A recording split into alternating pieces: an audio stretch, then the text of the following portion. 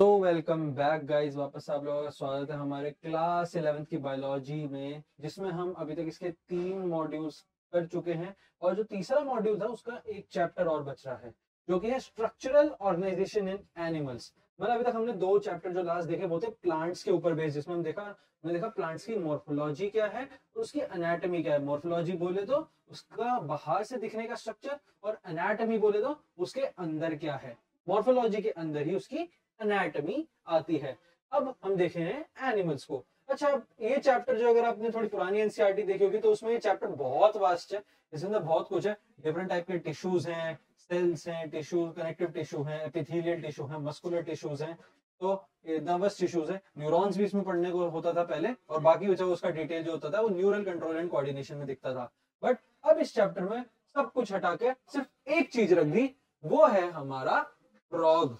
सिर्फ और सिर्फ फ्रॉग है अब इसमें, सिर्फ और सिर्फ फ्रॉग है अब इसमें। तो फ्रॉग की बातें करनी है तो फ्रॉग की ही बातें करते हैं। सबसे पहले फ्रॉग की हम क्या बात करेंगे? अच्छा, फ्रॉग का किंगडम तो सबको पता होगा। Kingdom animalia, kingdom animalia, animalia. अच्छा, अब अगर मैं बोलूं किंगडम तो सबको पता चल गया। अच्छा, किंगडम के बाद क्या आता है इसका ना? किंगडम के बाद आता है इसका फाइलम। इसका फाइलम भी पता होगा सबको शायद, फाइलम भी पढ़ा रखा है। फाइलम था इसका कॉर्डेटा। अच्छा, फाइलम के अंदर भी एक और चीज आती थी इसकी, फाइलम के अंदर इसकी आती है इसकी क्लास। तो कॉर्डेट्स में 5 चीजें होती थी: fishes, reptiles, birds, amphibians and mammals. तो ये कौन है? फ्रॉग। ये तो दोनों में रहता है ना, तो ये क्या है? ये क्लास है इसकी एम्फीबिया। एम्फीबिया इसकी क्लास हो जाती है। अच्छा, अब देखते हैं आगे इसका हैबिटेट। इसका हैबिटेट ये ऑन लैंड भी प्रेजेंट है, ऑन लैंड भी प्रेजेंट है, ये ऑन वाटर भी प्रेजेंट है, ऑन वाटर भी प्रेजेंट है। ये इसके हैबिटेट की जानकारी जो हमें दी हुई है एनसीईआरटी में। अच्छा, अब बात करते हैं, इधर ही बता देते हैं या पहले इसके कैमोफ्लेज। अच्छा, कैमोफ्लेज का मतलब क्या है? Can change colour, can change color when detected, when detect danger around, detect danger around themselves। जब इनको अपने अराउंड डेंजर दिखता है तब ये टू प्रोटेक्ट देमसेल्फ क्या करते हैं? अपना कलर चेंज कर लेते हैं। अच्छा, जो इधर बात करनी थी कि ये क्या है? ये है पोइक्लियोथर्म्स। ये क्या है? ये है पोइक्लियोथर्म्स। पोइक्लियोथर्म्स, पोइक्लियोथर्म्स। अच्छा चलिए, ये तो समझ नहीं आया क्या लिखा है। अच्छा ठीक है, आसान लिखूं? आसान लिखते हैं, कोल्ड ब्लडेड एनिमल्स। अब कुछ समझ में आया होगा। हम कौन से हैं? Warm blooded. कोल्ड ब्लडेड कौन से होते हैं? कोल्ड ब्लडेड देखो जरा, सुनाते हैं कोल्ड ब्लडेड।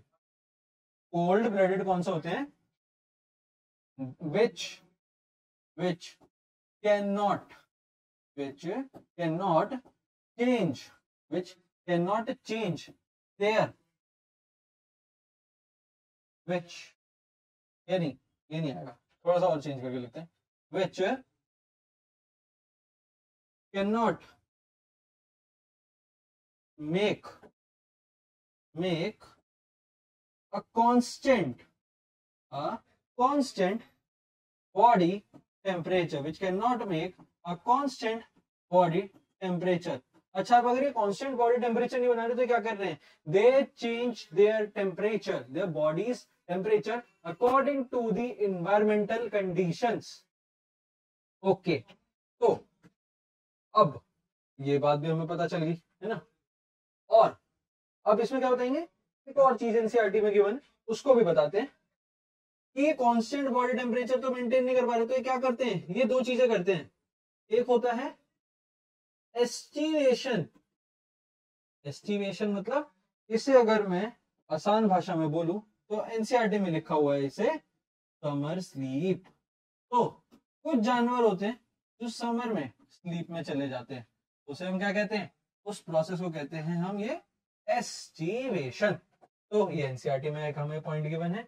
दूसरा ये, अब गर्मियों का तो काम हो गया, ठंड में क्या करते हैं, बारिश में बाहर निकलते हैं ज्यादातर मेंढक, तो गर्मियों में भी नहीं दिखते और ठंड में भी नहीं दिखते, सिर्फ बारिश में दिखते, क्योंकि वो होता है जहां इनका बॉडी टेम्परेचर के अराउंड जो बाहर का मौसम है वो इन्हें लगता है कि हाँ सुटेबल है।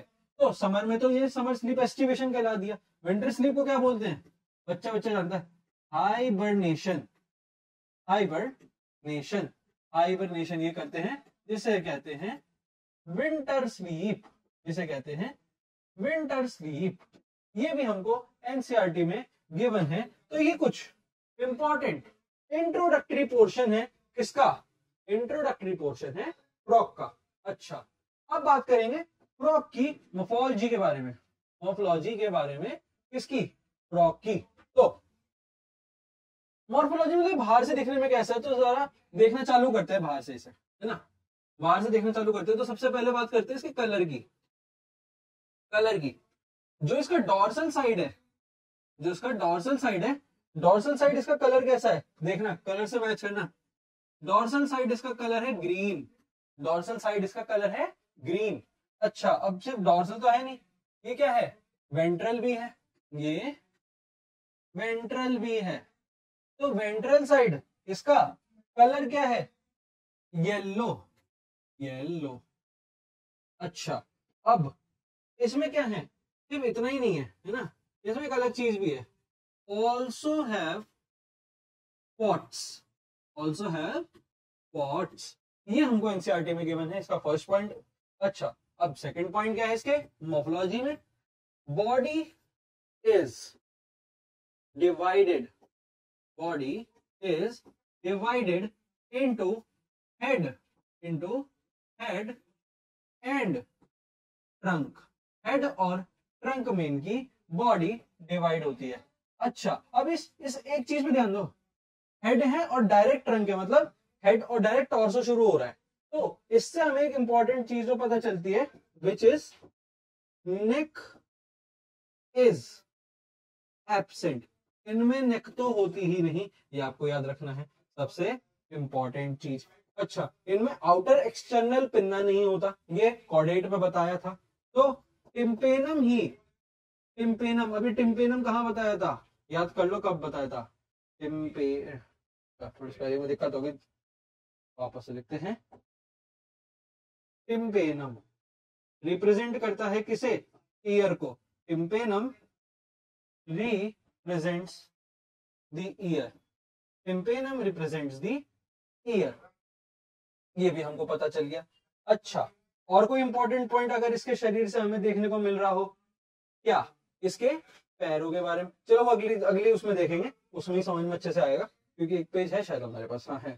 तो और कोई चीज, फ्रॉग में और क्या क्या चीजें होती है, फ्रॉग में और क्या क्या चीजें होती है इंपॉर्टेंट, जो लगता है कि करनी चाहिए हमें, हाँ बताएं। तो नेक एब्सेंट है, टिम्पेनम रिप्रेजेंट करता है ईयर को, स्पॉट्स हो गए, dorsal green, yellow, ventral, ventral मतलब सामने होता है और डॉर्सल मतलब बैक होती है। तो अब तो ये कंफ्यूजन नहीं होनी चाहिए, इससे आपको याद भी हो जाएगा। हाँ, एक और है, ये नहीं, जो इसके हाइंड लिम्स होते हैं, जो इसके हाइंड लिम्स होते हैं, are longer, are longer and stronger, वो बड़े हैं और ताकतवर हैं, किससे, स्ट्रॉन्गर देन फोर लिम्स, मतलब उसके सामने के पैरों से उसके पीछे के पैर ज्यादा लंबे हैं और ज्यादा ताकतवर हैं। ये कुछ मॉर्फोलॉजी के पॉइंट हैं। मॉर्फोलॉजी का एक इंपॉर्टेंट पॉइंट जो इसमें दिखता है वो है उनके हाथ पांव। तो इधर शुरू करते हैं, बात करते हैं फोर लिम्ब की, बात करते हैं फोर लिम्ब की। तो फोर लिम्ब में हमें क्या देखने को मिलता है, इसके फोर लिम्ब में हमको दिखती हैं ओनली फोर डिजिट्स। डिजिट्स मतलब उंगलियां ना, फोर डिजिट्स, ये आपको याद रखना है। आगे तो सिर्फ 4 उंगलियां हैं, आगे तो सिर्फ 4 उंगलियां हैं। पीछे आते हैं इसके अब हाइंड लिम्ब पे, इसके हाइंड लिम्ब पे, हाइंड लिम्ब की बात करते हैं। हाइंड लिम्ब में 5 डिजिट्स हमें देखने को मिल जाती हैं। डिजिट्स बोले तो इनकी उंगलियां। अच्छा, ये भी हमको पता चल गया। और इनके जो फीट है, इनके जो फीट है, इनके पैर है, वो क्या है, वो वेब्ड है। वेब्ड मतलब आपस में गुदे हुए हैं, वेब्ड फीट्स, वेब्ड फीट्स। अच्छा, भी क्या करता है, ये इनको हेल्प करता है स्विमिंग में, हेल्प इन स्विमिंग, ये इनकी स्विमिंग में इन्हें हेल्प करता है। तो जरा डायग्राम से दिखा भी देते हैं कैसे होते हैं।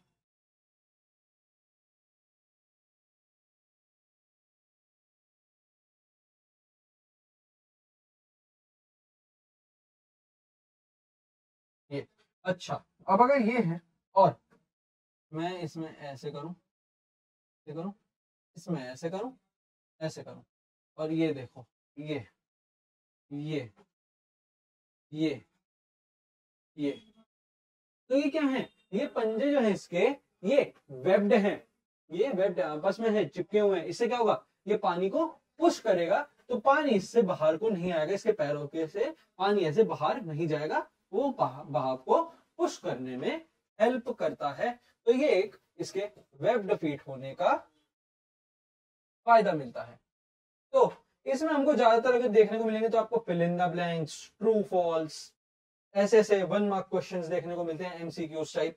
बट इसमें कोई ऐसे, अगर यहां तक के पोर्शन की बात है फिलहाल, क्योंकि आज हम इसका सिर्फ इंट्रोडक्शन देख रहे हैं, और अब जो इसमें इंपॉर्टेंट पोर्शन आता है वो है इसका एनाटॉमी चार्ट। तो एनाटॉमी में हमें बहुत सारी चीजें पढ़नी है, एनाटॉमी में हमें बहुत सारी चीजें पढ़नी है। सबसे पहली चीज जो हमें पढ़नी है वो है इसका डाइजेस्टिव सिस्टम, वो है इसका डाइजेस्टिव सिस्टम, डाइजेस्टिव सिस्टम। एक और चीज हमें पढ़नी है, डाइजेस्टिव के बाद है इसका रेस्पिरेटरी सिस्टम, इसमें इनका रेस्पिरेटरी सिस्टम भी पढ़ना है। इसमें इनका बॉडी सर्कुलेशन भी पढ़ना है, इनका बॉडी सर्कुलेशन यानी सर्कुलेटरी सिस्टम भी पढ़ना है। इसमें इनका एक्सक्रीटरी सिस्टम भी पढ़ना है, इनमें इनका एक्सक्रीटरी सिस्टम भी पढ़ना है।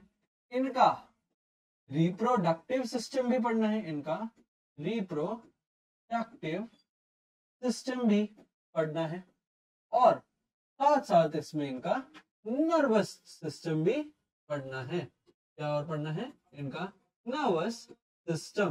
तो 1 2 3 4 5 6 चीजें हमें पढ़नी है, जिसमें से आज ये डाइजेस्टिव सिस्टम हम खत्म करने वाले हैं। शुरू करते हैं डाइजेस्टिव सिस्टम।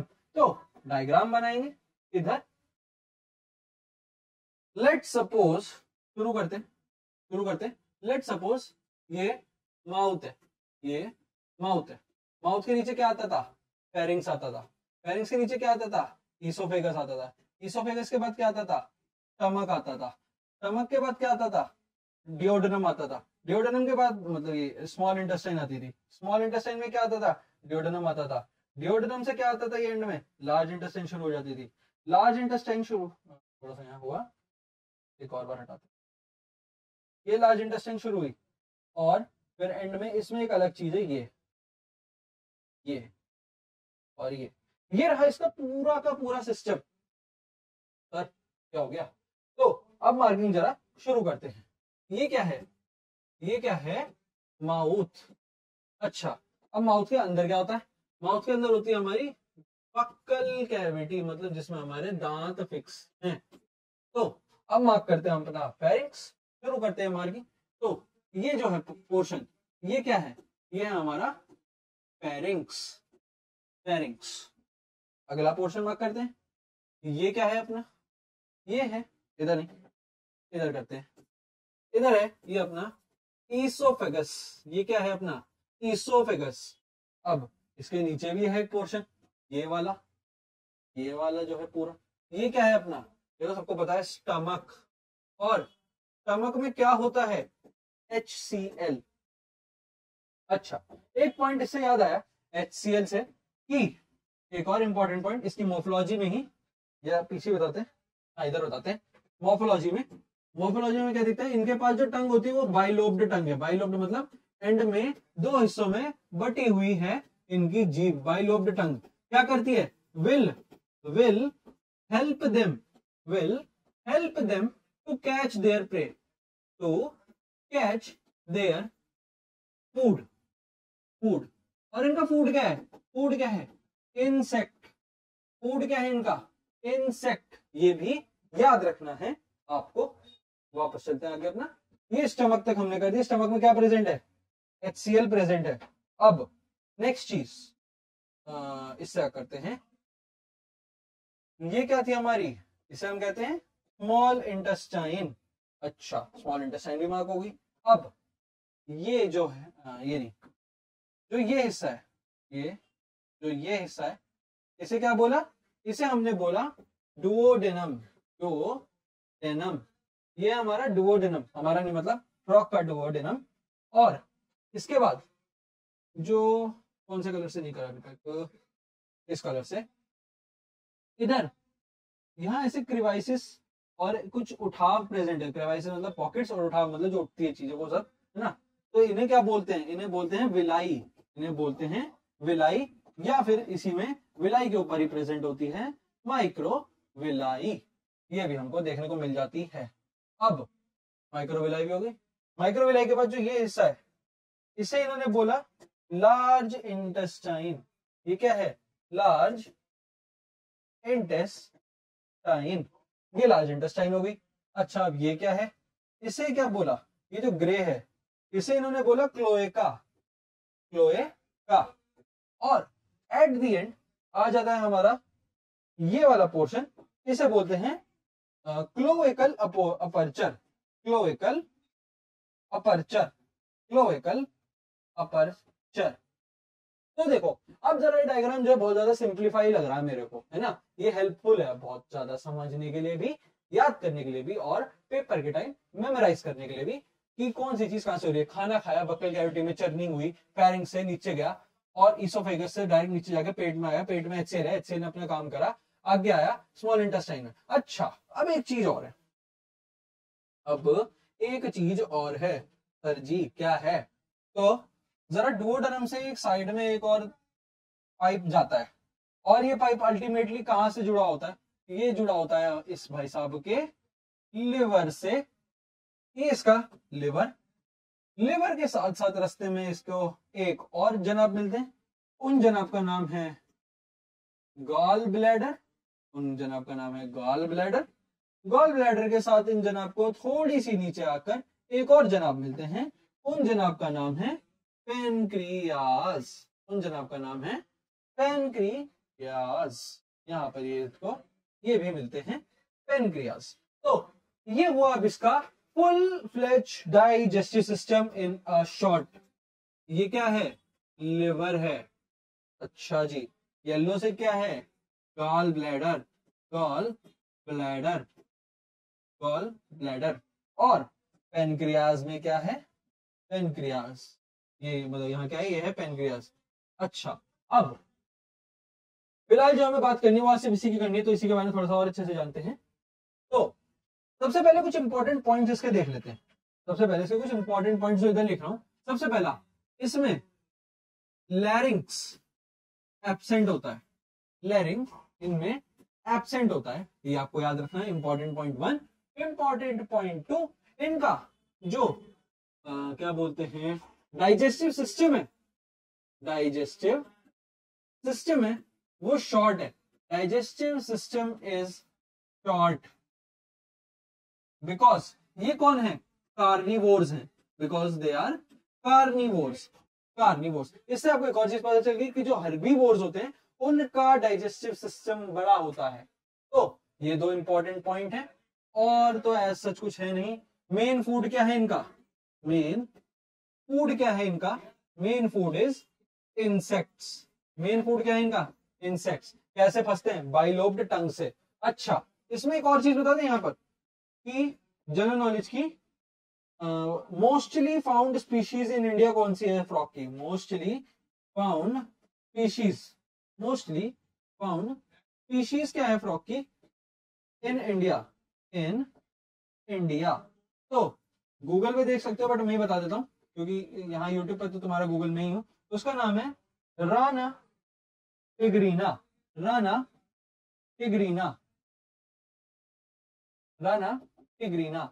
मतलब जो राना फ्रॉग है वो है मोस्ट कॉमन या mostly found species in India. अब इस पूरे की बात करते हैं। अच्छा, यहाँ तो ये डक्ट्स के तो नाम दे ही दोगे ना, ये डक्ट्स के नाम में तो कोई दिक्कत नहीं होनी चाहिए। इसे क्या बोलेंगे? ये तो नॉर्मल डक्ट है, इसे नहीं बोलेंगे। अच्छा, इससे नहीं, उसे करना था। हाँ, इसे क्या बोलोगे? Bile duct. ये क्या है? Bile duct. ये क्या है? Pancreatic duct. ये क्या है? Pancreatic duct.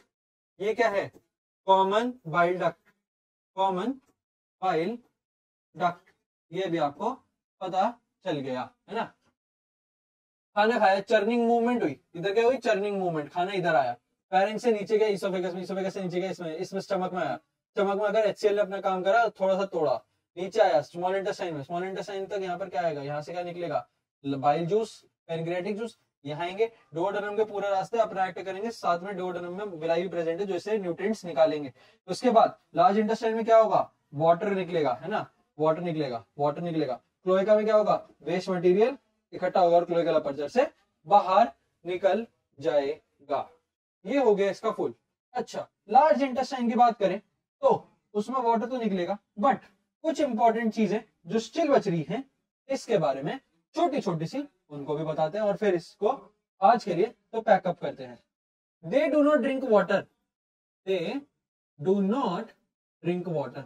ये पानी नहीं पीते, पानी में रहने के बावजूद भी ये पानी नहीं पीते। अच्छा, अगर ये जमीन पे तब भी ये पानी नहीं पीते, बट ये क्या करते हैं? But they absorb through their skin. They absorb through their skin. Through their skin, ये अपनी स्किन से उस पानी को एब्जॉर्ब कर देते हैं, उसको पिए बिना। तो ये था हमारा फ्रॉग का डाइजेस्टिव सिस्टम। तो ये सारे तो सिक्रीशंस भी देखने को मिल जाएंगे, सब जो है याद भी हो जाएगा। इसके थ्रू याद करना बड़ा आसान है। ये जो डाइजेशन वाले चैप्टर उसमें सब मैंने जो है सब कवर अप कर रखा है, कैसे कैसे होता है। उसके लिए तो मैं रेकमेंड करूंगा वही वीडियो जाके देखो, ह्यूमंस के डाइजेस्टिव सिस्टम से ये भी क्लियर हो जाएगा। और इस वीडियो को अगर अच्छे से देखना चाहते हो तो इसकी स्पीड थोड़ी सी बढ़ा लेना, ताकि जो है अगर आपको रिवीजन करनी है तो 2x कर दो, वरना 1.5 या 1.75 is the best speed to watch these types of videos, क्योंकि बायोलॉजी वरना बहुत बोरिंग लगती है, हमको तो धीरे बोलना पड़ता है।